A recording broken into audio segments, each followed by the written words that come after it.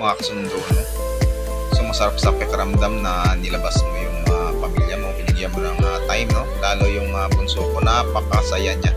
Makita niyo naman sa mukha niya dyan, no? Parang first time niya lumabas.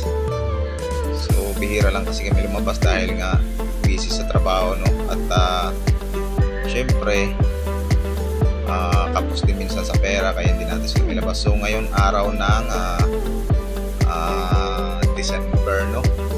Kaya syempre medyo may 13 man tayo, kaya yun, nailabas natin sila. At saka tuwang-tuwa ang aking buong pamilya, no? Lalo yung bunso ko, at makagala sa mall, no?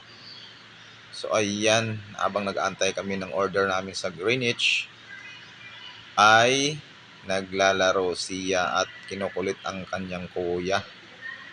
May pasayaw-sayaw pa yan, may pakanta-kanta pa yan dahil sa tuwa niya, no, na nakapunta kami ng mall. At ayan na nga, gusto niyang maglaro ng cellphone kay mama niya at nabuboring na dahil wala pang order. Ayan, mahilig yan sa mag-picture-picture, no. Ayan, kita niyo naman yan. 4 years old pa lang yan pero marunong na mag-cellphone, no. Hindi tulad noon, mga bata wala pang kamuang-muang sa cellphone, sa gadget, no. Ngayon 4 years old, may sarili ng cellphone na Android. Marunong na mag-picture. Kita nyo naman yan. Yan, oh. Kita mo yung kabibo yung anak ko. Grabe, guys. Ganun kakulit. So, siyempre, pag galing ko ng trabaho, yan agad yung masalubong ko sa bahay na wala ang problema at ang pagod mo. So, ayan ang panganay ko. Yan ang pangalawa. Panganay ko nakaputi. Nakaitim yung pangalawa, no? So, ayan ang bunso ko, naka-red, no? Ayun ang misis ko. Ayan, habang inantay pa namin yung ibang order, no? Hindi muna kami kumain. Ayan na, dumating na nga ang order. Kita nyo naman yan, mga kasundo. Ayan.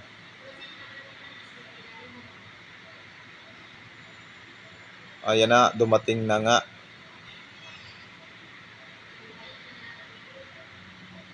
Thank you for watching, guys.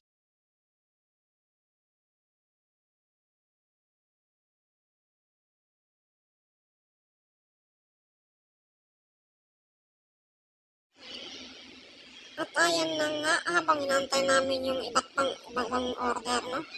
So, tinikman muna namin yung unang order. Ayan, chicken with lasagna, no? So, ayan, may kasamang tinapay, no? So, masarap naman siya. Yung bunso ko naman, no? Gutom na gutom. Favorite niya yung fried chicken, no? So wala kaming kanin dyan, mga kasundo. Dahil syempre ang kanin pwede ka naman kumain sa bahay. Pero yung ganitong pagkain, so bihira natin makain. Kaya yan, lasagna muna at saka fried chicken, no? At nag-order tayo ng pizza. Ayan na nga.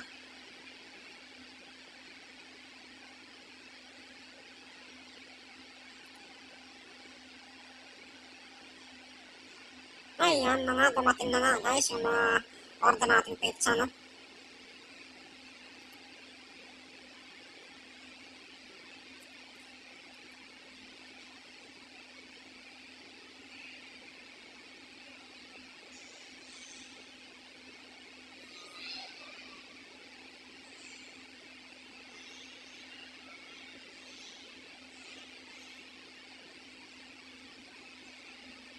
Ayan na nga yung bunso ko, panainom ng drinks, no? Matatamis. Siyempre, pag bata, gusto niya laging uminom ng soft drinks, no? Kahit hindi ko siya busog. At yung paborito niya pala talaga, guys, yung fried chicken, no? So, siya lang umubos ng fried chicken na yan, pati yung akin na siya na rin kumain. So, hinayaan ko na lang dahil siyempre baby pa naman yan, at malakas pa yung immune system niya pagdating sa pagkain. Ayan, no? Ay, ang laki ng subo niya, no? Hawak-hawak yung tinidor. O yan, no? Sinabihan ko siyang hindaan-danan, baka mabulunan ka, ha? At yan. Pagkatapos na namin kumain at dumiretso kami sa elevator, no? At yan, makita nyo naman, guys, marami ng pasahero. So, akit kami ng 4th floor. At titingnan namin kung ano pang meron doon sa 4th floor. Sabi ng anak ko, meron daw doon mga palaro, no? So, ayan, makikita nyo, nakasalamin yung elevator, no? Nakikita namin yung sa ground floor, yung mga Christmas tree, yung mga nagbibenta ng mga kung ano-ano doon sa baba, no? Yung mga suppose sa'yo. Ayan na nga. He tried it. Makikita nyo lang guys, yung nagtitinda din sa baba. At yun, binibigyan ko ngayon sa likod ko dahil marami kaming nakasakay dyan, sobrang sikip. So, buti na lang, aircon yung elevator na. So, okay lang. At yan na nga, naglalabasan na. At nasa third floor na. No? So, fourth floor tayo, bumaba muna yung sa third floor. Ayan yung pangalawa ko na. Kasalamin pa. Astig talaga yan, pugi yan, oh. Paano sa papa? Ayan na nga, makikita niyo yung view. Doon, yun, no, ano pa sa salamin yung pangalawa ko dahil siyempre tuwang-tuwa rin siya. At nakakasakay siya na first time sa elevator na. Ayan, tumakbo na ulit at papunta na kami sa fourth floor. So, ayan. Ang galing naman ng elevator na ito. Salamin, no?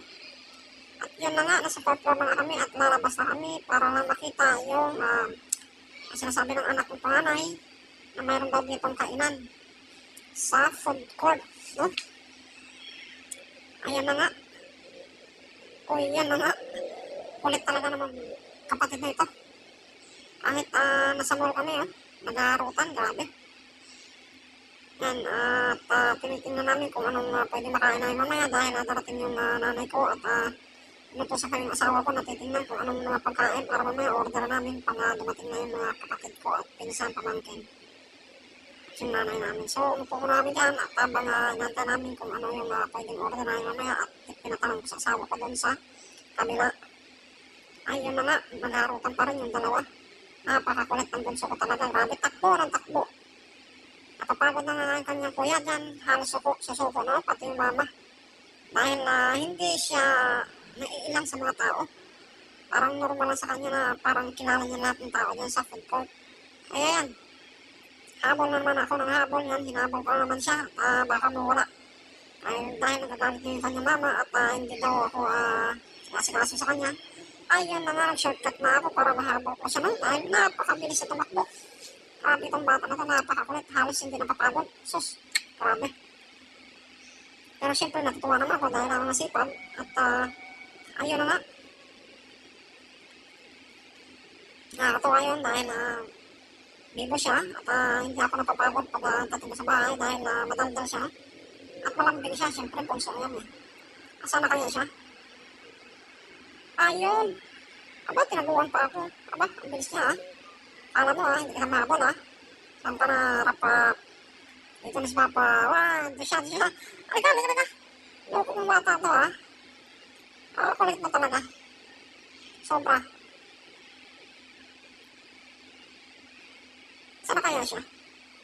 Tinataguan mo ko din sa likod Anto, yun. Yun ka pala. Halika. Loko ka Ayun, hinabol ng kuya. Alam mo, hindi ko mahuli. Ang hirap niya habulin dahil maraming tao. Siyempre, maliit siya. Kaya niyang isiksik katawan sa mga kumakain doon at mamasyal, no? Ayun, huling-huli ka kanya ni kuya mo. Ayan. Ayun na nga, umakyat na nga kami sa elevator, no? Sobrang kulitin doon sa mabas food court. So, umakyat kami dito at tumingin kung anong mga pwede niyang laruin. So, nakakyat kami doon sa time zone, no? Sa mga laruan. Ayan, napakaganda ng escalator, no? Makikita mo pa rin yung sa baba. Ayan. Maganda yung view. Over view, no? Ang mataas. So, nasa 5th floor na kami. At sabi ng anak ko, may card daw siya ng time zone. Kaya sabi ko, sige, tara. Papasok tayo doon at titignan natin kung ano pwede na maglaro ng bunso ko dahil makulit. Ayan, tumakbo na naman. Tuwang-tuwa, enjoy siya dahil makikita niya yung mga laruan. Ayan, ang picture. Ayan. Tuwang-tuwa na siya dyan, dahil nasa loob na kami ng time zone, picture muna, ayan, hindi muna kayo pumasok dun sa pinaka-laruan, dito muna sa picture, ayan, pagkapang-gapang sa dyan guys, maganda, kita nyo na yung kulay, may ilaw pa, ikot, kulay orange, at yan sa ilalim may butas, pwede sa sunod suot, So, at siyempre kakakain niya lang, kaya medyo hindi mo na siya masyadong mag-alaga. Ayan na. Bumaba na siya kung may balak. Tatakbo ka na. Ayun, papasok na sa loob. Ayan. Ano naman talaga yung pagbata, no? Tapos bang kulit. So, siyempre, intindihan na natin dahil yung bata tayo, ganyan din. Pero siyempre, hindi natin naranasan yan noon. Dahil sa probinsya, walang ganyan. Sa probinsya, ano, legit, ano talaga, literal na manumanong na laro, no? Piko, shuttle, shuttle, ah, rubber band, Chinese garter, manok sa baka, yung mga laro sa probinsya. So, dito sa Maynila, iba na, computer na lahat. Ayan na nga. Makikita nyo naman dyan, mga kasundo. Napakaganda ng view. Ayan, napapicture pa na yung misis ko. At sabi ko, sige, tara, picturean kita. Ayan na nga. Ang daming tumatambay, no? Window shopping, dahil siyempre malamig. At makarelax, no? So, talagang kailangan pag pumunta ka rito, may pera ka dala. At maraming bilihin, lalo sa pagkain, no? At bawat galaw mo, siyempre, bili, pera ang kailangan. So, siyempre, lahat ng tao dito may pera dahil kakatapos naman Christmas, no? Saka New Year. Kaya yun, lahat pa may perang hawak dahil galing sa 13 month at saka bonus, no? Ayan, napumila na nga yung pangalawa at panganay ko, no? Yung bunso ko pipila at nakita niyo na nga yung mga laro. Yung sa time zone. Ayan. Sabi ng kuya, naladan yung kanyang card, no? Ayan, hindi na mapigilan, nagwawala na. Ayan, no? Basta na yun dyan. Ayan, nakita niyo yung mga taong sumasayaw. Kaya, ayan, galit na galit yung kanyang mama. Ayan. Lumapit sa akin at kampi, no? Gusto niya kasi doon sa may sumasayaw yan. Ano naman, siyempre pagbata, di ba? Ayan na natin. Minsan na naman, bihira na naman lumabas eh. Kaya yun.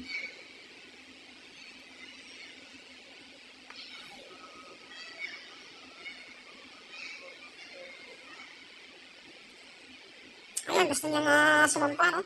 So, pipigilan ng kanyang kuya. At yan, pinalo pa, nagagalit dahil nakakaya daw siya. Hayaan mo na lang. At naintindihan naman nila yung bata yan eh. Ayan na nga. Si kuya, kanina pa yan, no? Pawis na yan dahil ginawa niyang exercise yung sayaw dyan, no?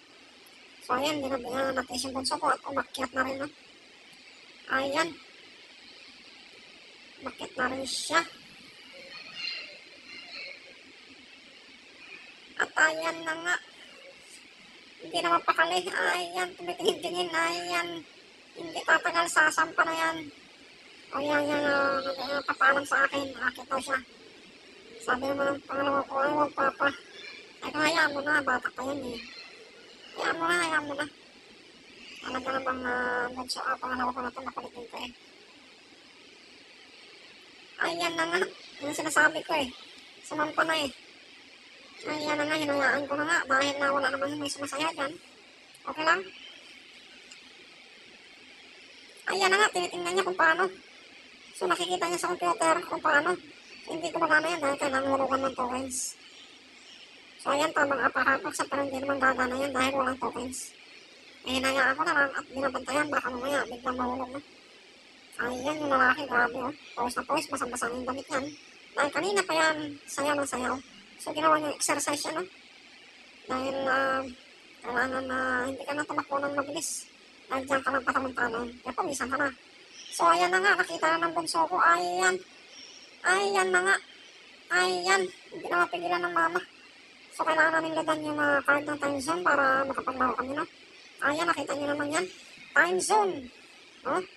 Lahat ng klaseng laro nandito pang bata. No? So, napakaganda. Tita mo yun, daming bata. Ang namamasyal dahil dito ang pangunahing laruan talaga ng mga bata. No? So, may enjoy talaga ng mga bata ang kanilang sarili. Ayan, tuwang-tuwa talaga yung bunso ko. No? Gusto niya sumuntok doon sa nakadisplay na yan. Ayan, pinawala ng misis ko yung tubig dahil buhatin niya, hindi abot eh. Ayan, susuntok na siya kung gaano sa kalakas. Ay! Ayan, loko-loko talaga itong bata ko. Siyempre, pang matanda na yan, pang adult na yan. So, ayan. Umalis na nga kami dyan dahil pupunta kami, papasok kami sa loob at marami pa naman doon na pwedeng laruan. Ayan, makita niya na naman yung ayan, may pipindating ka dyan, So, sabi ng kapatid, anong bunso ko, mag-load mo na. Ayan, kinuha ng asawa ko dahil malit na. Sabi ko, sige, pasok tayo doon sa loob. At mas marami tayo kaysa labas. Ha? Mas marami doon sa loob. Iba't ibang games. Ha? Saka, syempre, mas maganda doon sa loob, maliwanag. Ayan. Ayan na nga. Ayan na nga. Ayan na nga. Ang dami niya nang makikita. Ayan, hindi niya na alam kung ano ang pupuntahan at lalaroan niya. Ayan na nga, mga kasundo. Sinama na siya ng mga kuya dahil nakapag-load na nun ang mga ang kuya. So yun, pinapipili siya kung ano pwede niyang laruin. So sinusundan na namin kasawa dahil nahawa ka naman sa magkakapatid. So alam na hindi naman siya nabitawan, hindi naman siya nawala. Ayan na nga, ang kuyang bikin niya ang kasama. Ayan. Namimili pa siya, hindi niya alam kung anong pipili niya ng laro dahil sa sobrang daming laro. Hindi niya alam kung anong gagawin. Ayun, hinayaan namin kung saan sa pupunta. Ayan, para naman sa kanya yan. Dahil nakasyal kami at para matuwa naman siya. Ayan, umupo na nga siya dyan sa may laro na yan kung paano niya hulihin yung isda na lumalamay sa kompeta. Ayan na nga. Umupo na rin yung isda dahil pagod na rin, kakakalakad. Ayan. Hinayaan mo na namin kung anong gusto niya na.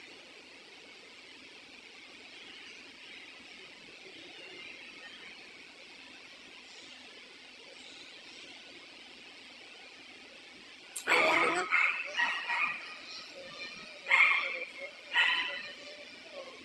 Ang daming isda. So, hindi ko na mahuli kasi computerize yan eh. Kailangan mo pang huli ka ng tokens para gumana yung pamimili. Diba? Marami ka.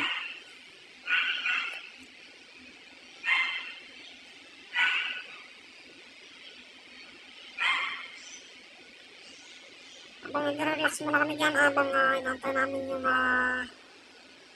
ibang laruan na available kasi karamihan naglalaro. At syempre wala pa siyang napili kung anong dapat yung laro niya. Si Mrs. tingnan niya naman, posing na posing dyan. Ganyan dating ang aking asawa. Thank you for watching guys, bye!